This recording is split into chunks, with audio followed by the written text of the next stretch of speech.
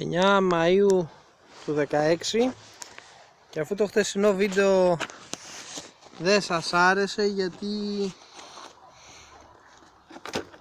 το κρασί ήταν παλιό, η σαμπάνια παγωμένη, το τυρί μου χλιασμένο και τέτοια, είπα ότι θα σας δείξω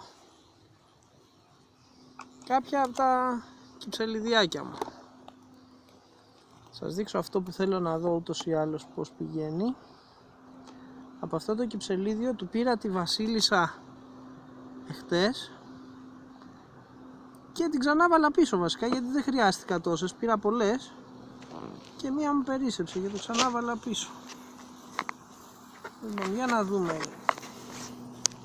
Έχουνε μέλια τα μελίσια και αν έχουνε τι χρώματα είναι.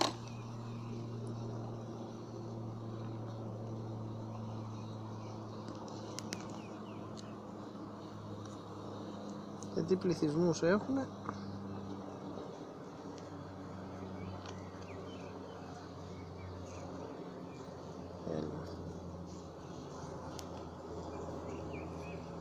Λοιπόν, αυτό σαν χρώμα σας αρκεί ή σας φαίνεται σκούρο? Εδώ οι γύρες, η βασίλισσα δεν έχει ανοιχτεί ακόμα μέσα από το κλουβάκι, δεν ξέρω αν φαίνεται, έχει ακόμα λίγη τροφή. Θα δούμε. Yes.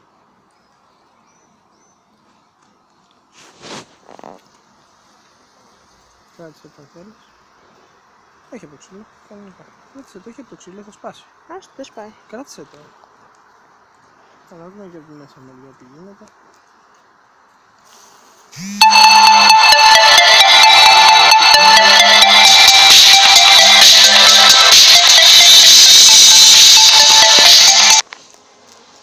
Λοιπόν. Εντάξει, έλα πάνω ένα κυψελιδιάκι όπως σου είπα αφιερωμένο. Κάτσα να σου αφιερώσω και κανένα δυο ακόμα. Περίμενε.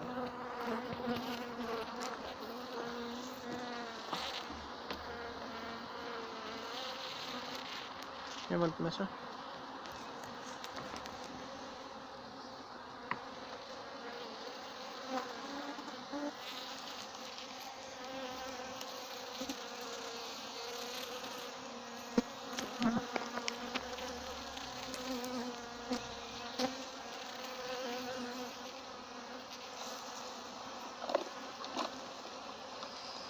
Παλικαράκια, ατάιστα.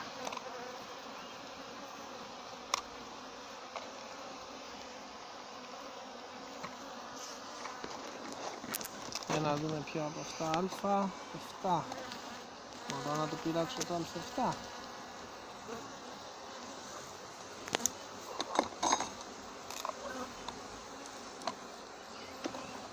Είναι αργά και το τραβάμε αυτό τώρα για πάρτι σας.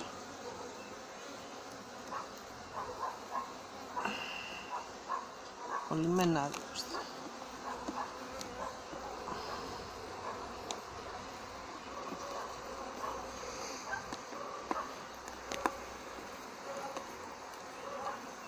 Από εδώ φαίνονται ήδη τα σφραγισμένα μέλια.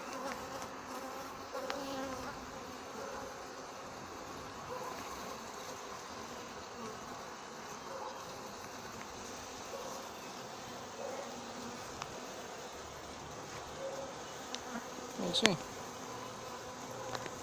Επειδή ορισμένοι έχουν μελίσια τριάρια με πληθυσμό τέτοιων.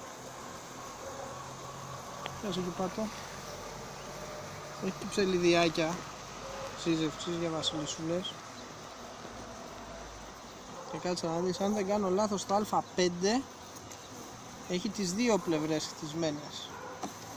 Γιατί γουστάρουμε να βάζουμε μέχρι και τα κυψελιδιάκια να χτίζουν.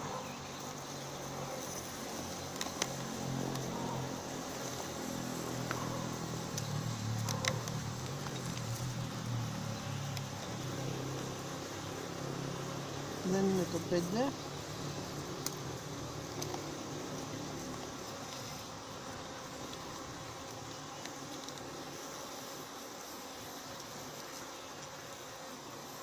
Είναι αυτό νομίζω.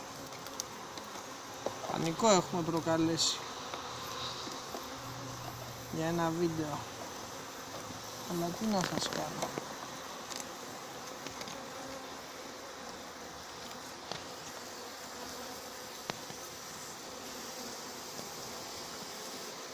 Σκομμένα με μέλια, λευκά όλα με μέλια,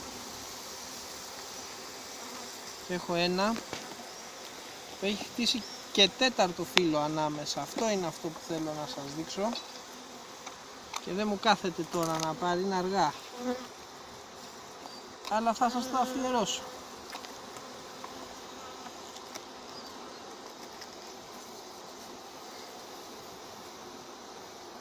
Για βγάλω εδώ από την άκρη, ασπρίλα, λαός,